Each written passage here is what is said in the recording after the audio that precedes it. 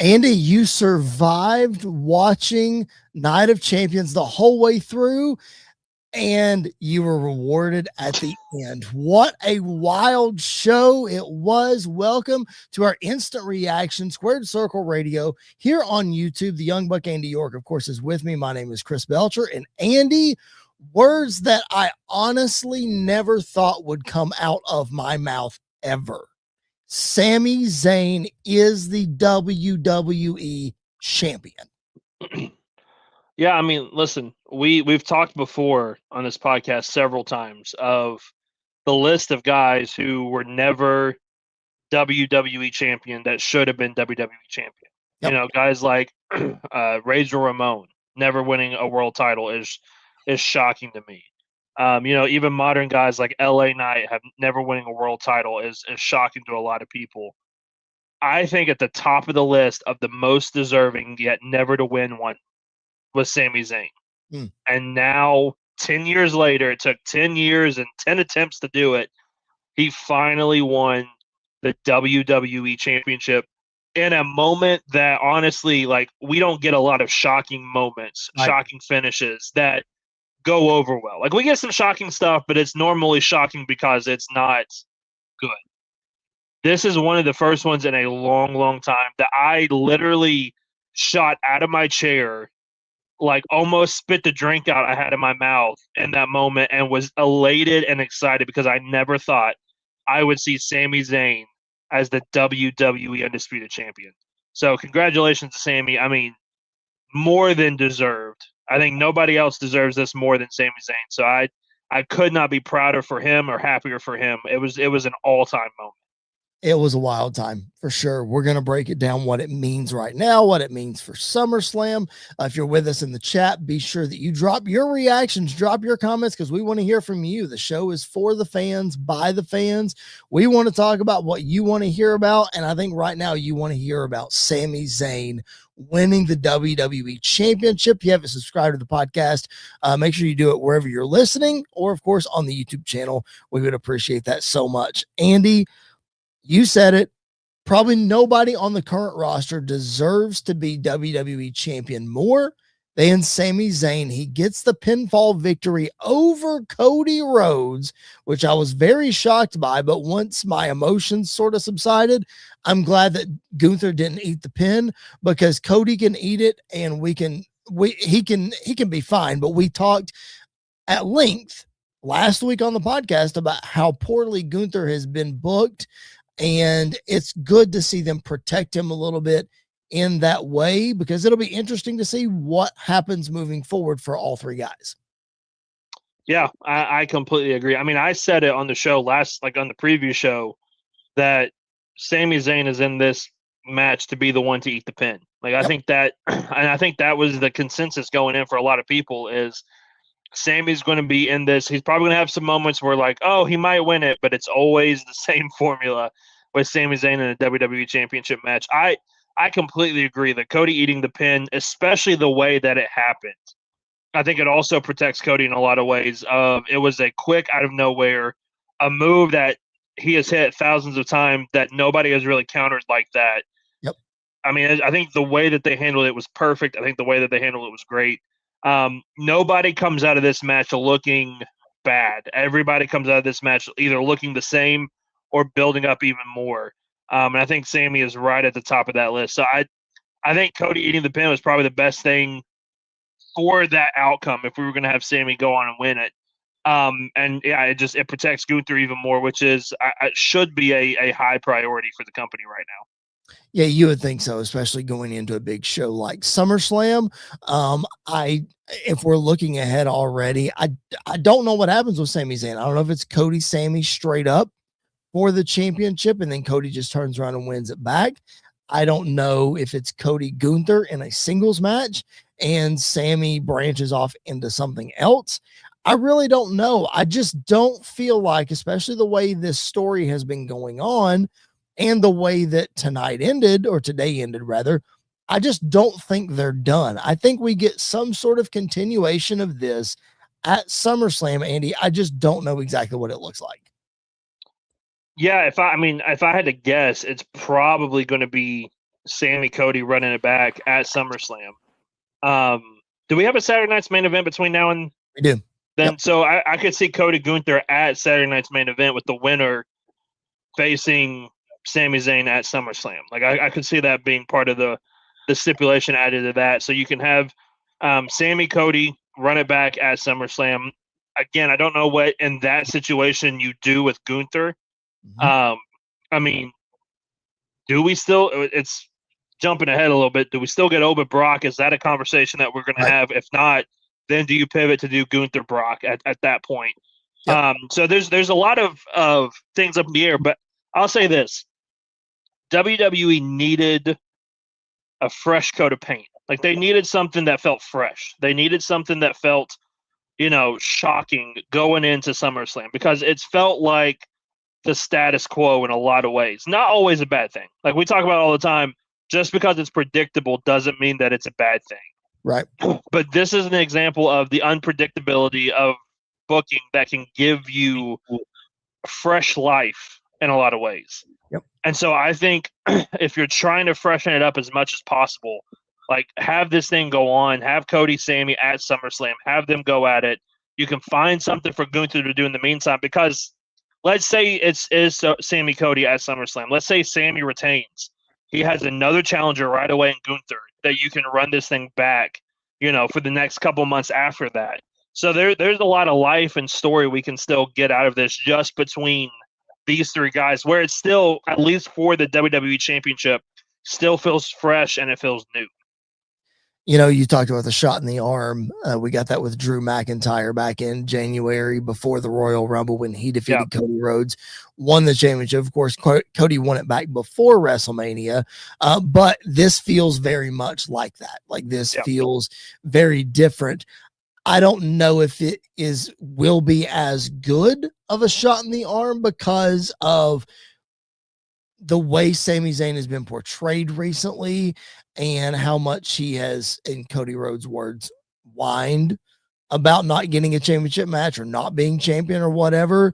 And now he's going to rub it in Cody's face. But guess what, Andy? Like the American crowds are just going to boo him even more. I think there will be on the flip side of that, I think there will be a level of respect for Sami winning the championship.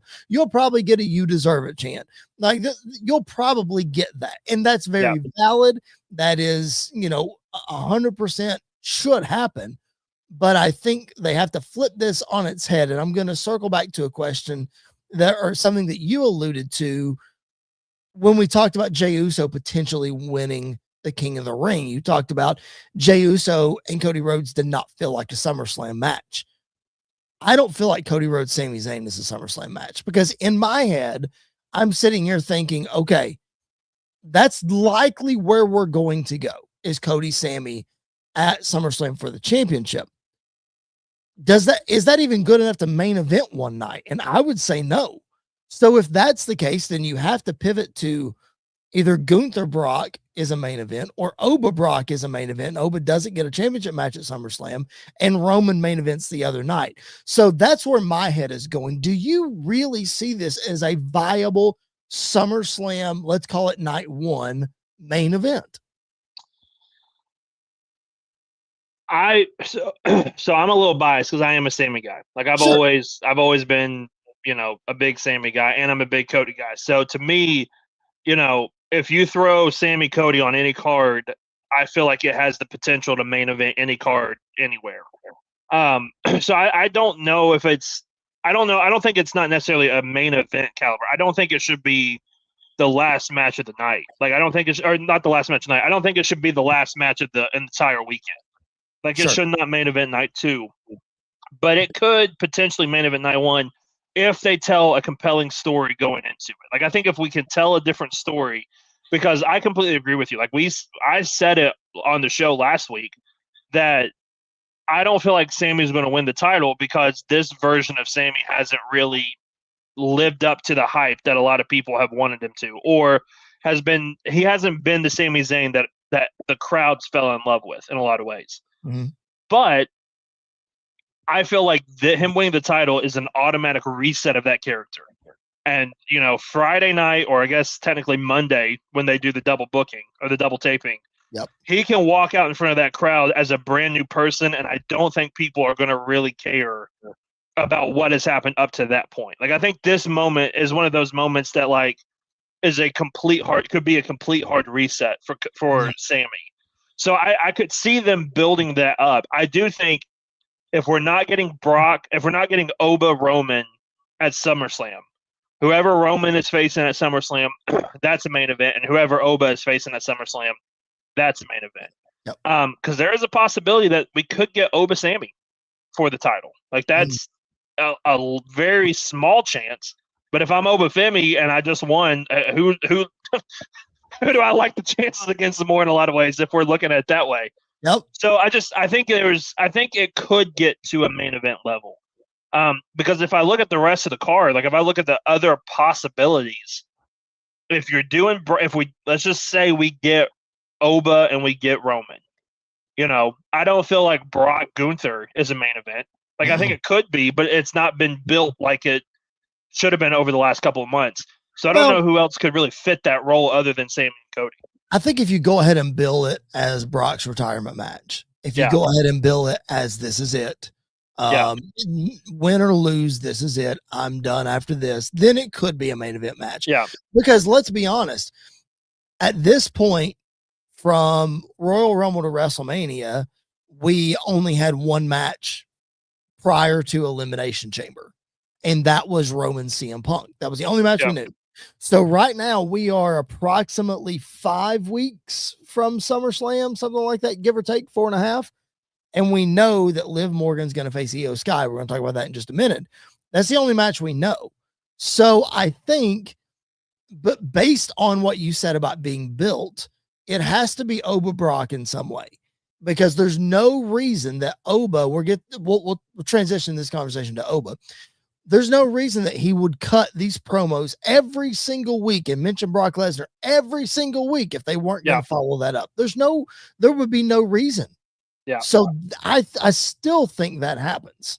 Yeah. And Cody, Sami, Gunther, there has to be something there at SummerSlam. So these stories are being built. Nothing has just been made official. And I get that from a WWE perspective of wanting to make the next event feel just as important as the one down the road. I understand that.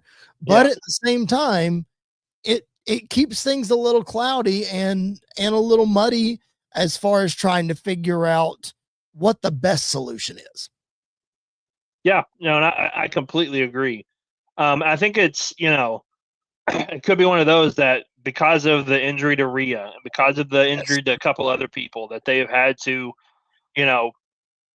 rearrange the way that the SummerSlam card looks. Yep. Because like, where does Punk fit in to this equation? Right. Like, there's a world where we get Punk Roman 2 as a main event of SummerSlam night 2. Like that's a real possibility. For sure. There's a possibility that we get Sami Zayn versus Punk at SummerSlam. That would be so good. Like there is a lot of possibilities when you start to add some of these outside pieces back in. Mm-hmm. So the main event scene, I think we're going to run back Cody Sami at some point. It could be something that they run back at Saturday night's main event. Mm-hmm. Like, it may not even be something that we get all the way to SummerSlam. So there's a lot of different options that you can run with, because we still have a world where it could be Punk as the number one contender for the WWE Championship, and it changes hands again, going back to Cody on the road to SummerSlam, because we saw that around WrestleMania time as well. So you can easily see. I mean, let's look at this. Saturday night's main event is in the Garden for the first time ever in the history of Saturday night's main event. It's the weekend of Fanatics Fest, which we know that's been a big deal over the last couple of years. So this is going to be a bigger Saturday night's main event than we've seen to this date, I would assume. So it would not shock me if Cody Sami happens on Saturday night's main event. Cody wins championship back, and then you get Cody Punk at SummerSlam. Would not shock me in the least, because you've got 3 weeks to build it at that point. Cody and Punk have planted the seeds for 3+ years now, so that doesn't need that much of a build. So that's a likely way to go. I like your Sami Punk thing also. I'm not saying that Sami beats Cody in the rematch and retains the title however we get there, but they've had some beef. over the last couple of years since Punk has been back on screen. Yeah. So that's very possible too. I like where you're headed there. We'll see, because I think Saturday night's main event will be a big one, and it'll swing the momentum of SummerSlam. I don't want to say as much as today's show did, but pretty close. Yeah. So I hope, though, we live in a world where, if you're giving me the pencil right now and I'm booking the championship reign of Sami Zayn, I would love if it lasted until the return of Kevin Owens. Of course. Like, I think the Sami Zayn, Kevin Owens for the WWE Championship. Of course. It's crazy that I talked about this. I talked about this not even being a possibility anymore. If Sami holds the title for a while, like Kevin Owens wins the Rumble, we get Kevin Sami and Saudi for the WWE Championship. That's not out of the realm of possibility at the end of all this. So Sami's got one of those championship reigns where it's either going to last 3 weeks, or I could see it lasting like 6 months. Like, I could see him having a lengthy run of just trying to get the respect of the crowd. And then, Oba steps up and beats him, or Drew McIntyre comes back and beats him, or Kevin Owens returns, turns heel again. We run that whole NXT storyline back. So, like, there's a lot of options. But this is what I'm talking about, like, getting a fresh coat of paint on the WWE Championship. Sami winning the title opens up the opportunity and the doors for so many other people to have stories and championship opportunities now that I think WWE really, really needed going into SummerSlam and even going past SummerSlam. You have made the prediction for a long time that Sami Zayn is going to win the championship at WrestleMania in Saudi Arabia. I challenged you on that on last week's show, and you said you didn't even see it happening now, but lo and behold, we're in Saudi Arabia. Show wrong, but it was that's true. You did.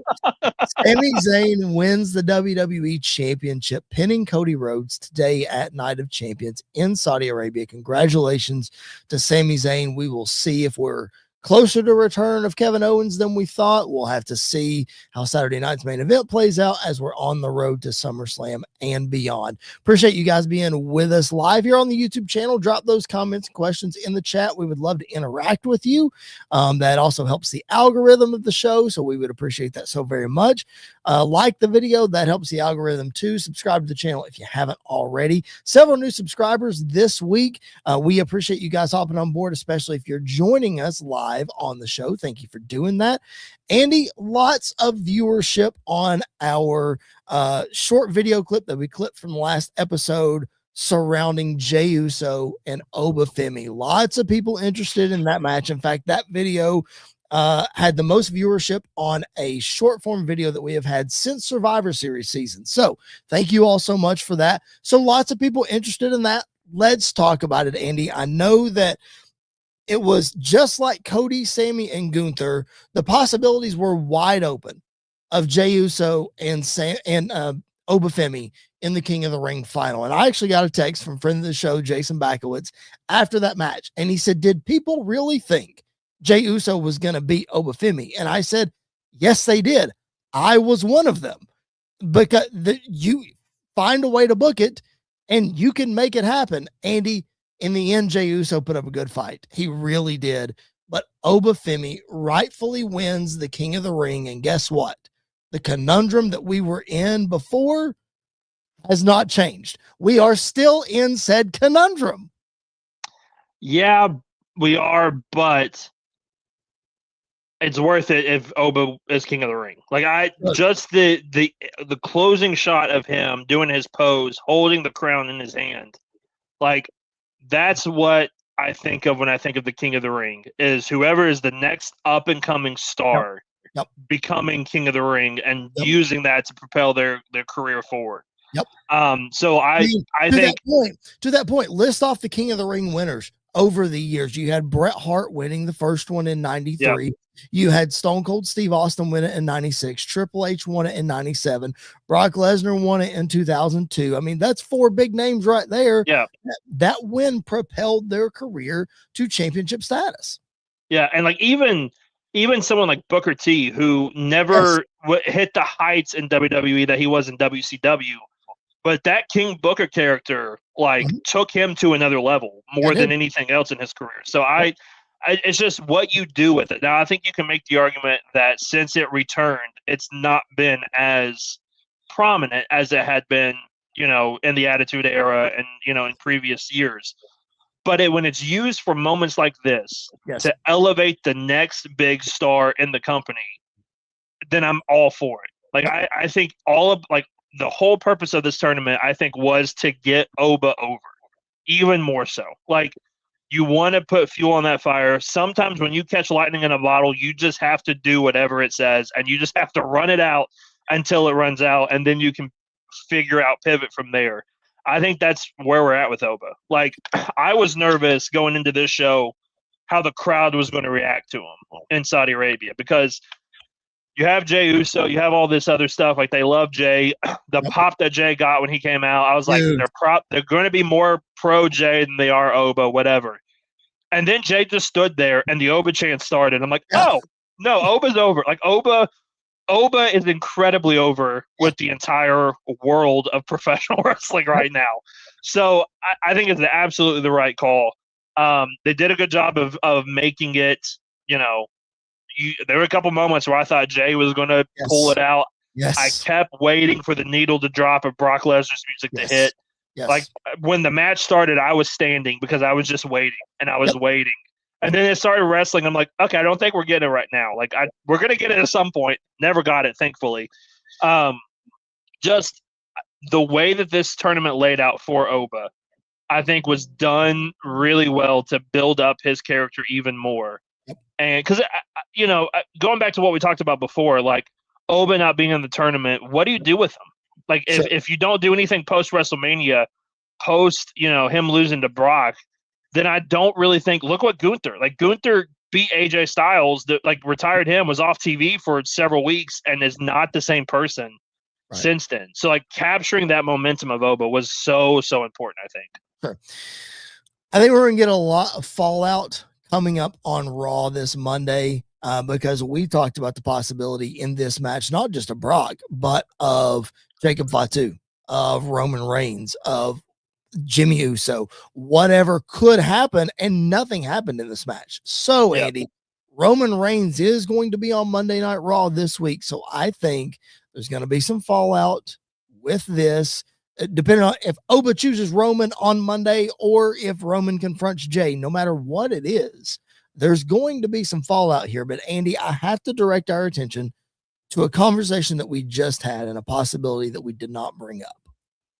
In the main event of SummerSlam, there are 2 nights, and we brought this up a couple weeks ago because it was brought up on Busted Open.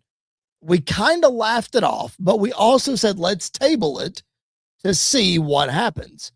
It is a real possibility, Andy, that night 1 of SummerSlam is Oba Femi versus Brock Lesnar. If Brock wins, he gets the championship match in night 2. If Oba wins, he keeps his championship match and he retires Brock. And then we get Oba Roman Reigns night number 2. Andy, I hate that idea. I really do. And I'm not just saying that because that will be like the crowning moment of Oba Femi. I think that's way too much too soon.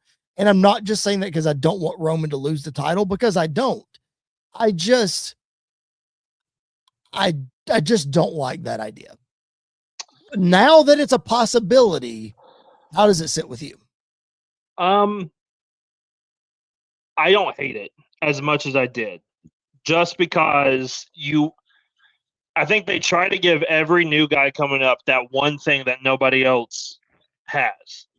So, like, who else can say within a 2-day span they pinned and retired Brock Lesnar and beat Roman Reigns to win the World Heavyweight Championship? Right. So, like, I think, and if there's anybody on the roster that is believable enough to do both of those things, the only person that is Oba Femi. So I think I think it's a possibility, and I don't think it's necessarily a bad thing. However, if you do that, then you've literally created an unbeatable monster that I don't know how you bring him back down from there. Yep. But I like that more than him beating Brock and losing to Roman. Like, if he faces Roman for the World Heavyweight Championship, I think he needs to win. Like, I don't think I don't think he needs to be losing, even to guys like Brock, even to guys like Roman. I don't think right now he needs to be eating pins because of the fact that he already lost to Brock. Like, you've already not wasted, but you've already used that one pinfall that we've already seen. That if you start to have him lose to Brock here, and then he loses to Roman over here, and then he loses to somebody else later on the year, then you start to tear down this mysticism that you've already built of who Obafemi is. Sure. So I think he needs more wins than losses, and more wins against already established veterans, top stars of the game. And it doesn't get bigger than that, Brock Lesnar and Roman Reigns. I agree. I just don't know where you go from there. Like you said, I think it's more of a possibility than you do that Roman will beat him at SummerSlam if they wrestle, just because we've seen it before several times. Yeah. That we would have to see how that plays out. But Obafemi is your king of the ring. Go ahead. The only saving grace of that scenario is Money in the Bank. Like, Money in the Bank being later in the year, whoever wins Money in the Bank can find a way to cash in on an already beaten Oba, and that's not really used against him in a lot of ways. So I think that is a way that, like, he could beat Brock, he could beat Roman, he could be this unbeatable monster that's never going to drop the title, and then Money in the Bank happens and somebody cashes in. That's like a possibility of getting out of it. But it may be one of those that, like, you kind of like we just talked about, you just let it ride itself out. Like, you ride the momentum, you ride the wave, and then once it starts to fall off, then you figure out what to do and how to beat them and how to get that title off of them. We'll have to see. He is one of the hottest acts in the company right now. Speaking of another hot act in the company, let's go to the women's queen of the ring. And I'm not talking about the hot act being Liv Morgan or Io Sky. I'm talking about Danhausen coming out before the match, Andy, and cursing Liv Morgan, leading to Liv Morgan losing this match to Io Sky. And I mean, you knew at that point, when he cursed Liv Morgan, she had to be losing this match. I'm just glad they followed up with it. We're going to get more fallout from that on Monday Night Raw, of course. Could be leading to Danhausen versus Dominic Mysterio at some point. He's already cursed JD McDonough, so we'll see what happens with that. But Andy, we found out after the match also that Io Sky has chosen Liv Morgan to face at SummerSlam for the championship, meaning that Rhea Ripley is probably on the shelf at least through SummerSlam. Maybe we'll get some clarity on that on Raw and SmackDown this week. But Andy, lots to unpack there. Just quickly give me your thoughts. More than happy that Io won. I think rising star, top of the top, give her all the accolades. Io is one of those that absolutely deserves it. I hate the fact that we're running it back, though. That was my number one concern, is just because we, like, not even an hour after that match was over, we saw the graphic for SummerSlam, and I'm going, well, we just saw it, so what's new? What's going to be new about that? There's a real world where maybe Rhea vacates the title, depending on how severe the injury is and what's going on, and maybe we get Charlotte Jade at SummerSlam for the WWE Women's Championship. Like, there's a lot of possibilities with that route as well. Yeah, that makes a lot of sense for sure. Let's talk about quickly Seth Rollins beating Braun Breaker in a steel cage. If you don't get Oba Roman and you don't get Roman Punk, I said it on Monday. I said if Rollins wins this, it sets him up really, really nicely to face Roman Reigns, and it absolutely does. But you also said if Breaker loses this match, you may as well just put a bow on him and send him out the door. I don't know what's going to happen next for Breaker, but I really enjoyed this cage match. Yeah, it was a solid match. I think the best thing to do for Breaker is the whole vision just goes off TV for a while. Let them go off TV for a while, and then Breaker can come back. He can attack so-and-so, whoever, maybe Penta, or maybe, if Chad Gable wins the IC title, he can go after them and then try to reestablish himself. But I think Breaker needs some time off just to let this feud literally come to an end. Like, let it die its Yep. death, let it go out, let everybody kind of forget, and then you come back and try to reestablish yourself and remake your name. I was like you though. I was waiting when he had him in the chokehold by the door. I was waiting for for Bronson Reed to come out of nowhere and attack, and when that didn't happen, I kind of saw the writing on the wall.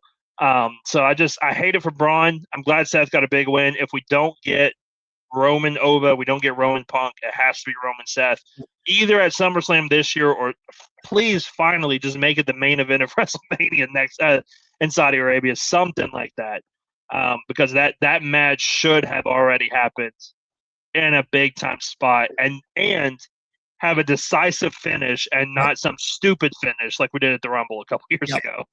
They had me at the miss spear into the pedigree into the stomp. Yeah. When he kicked out of that, I was like, okay, Seth's losing. Okay. Yeah, I thought the same thing. There's no better shot that he can throw. And then they did the super stomp, and I'm like, was that really necessary? Well, like, I was in the end it before that. I thought Braun won when he bounced off the ropes like 5 times and then speared him. I was like, oh, wow, like Braun's actually going to get – no, Seth kicked out. I was like, well, all right.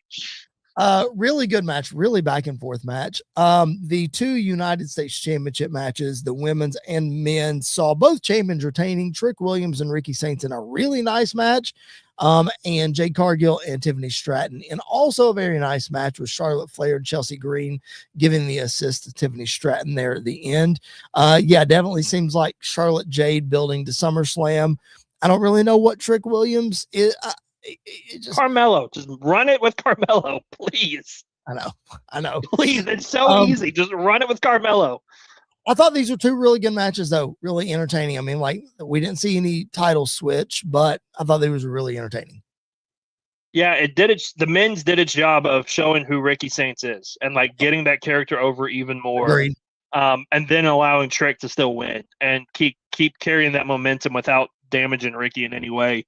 And then the women's match was just a fun, overbooked match that you kind of needed in that spot to get the crowd kind of back into it before the main event. So I think every match tonight or this afternoon, it's so weird to say that when about a pay-per-view, but every match did its job of getting the person over, getting everybody over, not killing the momentum of anybody else, and then at the end, the shocking victory of Sami Zayn that, you know, we're going to remember Oba winning King of the Ring. We're going to remember Io winning Queen of the Ring. But you remember the last thing more than anything else, and we're going to remember the image of Sami Zayn as WWE Champion. We certainly are, and we're going to be talking about it over the next several weeks, especially leading into Saturday night's main event and especially leading into SummerSlam. There'll be more fallout, I'm sure, on Monday Night Raw. We are going to talk about it right here. We'll be live for you at our normal time. I know Raw is like an hour or 2 sooner that it's starting because they're doing the double shot where they're taping SmackDown. And so we'll be here for you at around our normal time between 10 and 10:30 Eastern. So make sure that you're locked into the show. And Andy, I've seen pictures of this venue. It's a smaller venue in Atlantic City. It's not a big arena. I'm very excited. I think it'll be really, really cool. I don't know if it's the former Trump Plaza where they did WrestleMania 4 and 5 or not. I'm going to have to dig into that a little bit more, but from what I've seen, it looks really, really cool. So should be a cool atmosphere for a double shot. Of course, Roman Reigns is going to be on the show. I'm sure Cody Rhodes will be on there, et cetera, et cetera, et cetera. But we'll be right here to cover every bit of it, including Sami Zayn being the WWE champion. I feel like I have to say that over and over to convince myself that it's true. I love it. I will say it.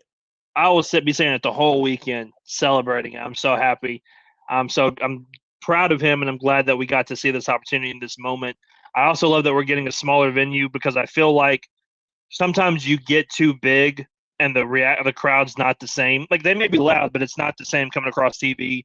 Yep. When you get a smaller venue like that, it feels like there are 10 million people when there's only a couple thousand right on top of you. And it's an awesome moment. And I'll say this, and a thing we didn't mention, we didn't talk about, that we can tee up and save for the show on Monday, depending on what happens.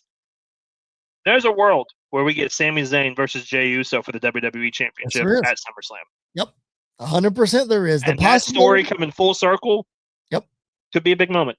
The possibilities are endless as far as that goes. I am very anxious to see what story. I know that we've sort of harped on the bloodline being the same as it has been, but I am anxious to see what story they now tell going into SummerSlam, because the story, I think, with Roman teeing up Jay to go get that other championship, I think it's still there.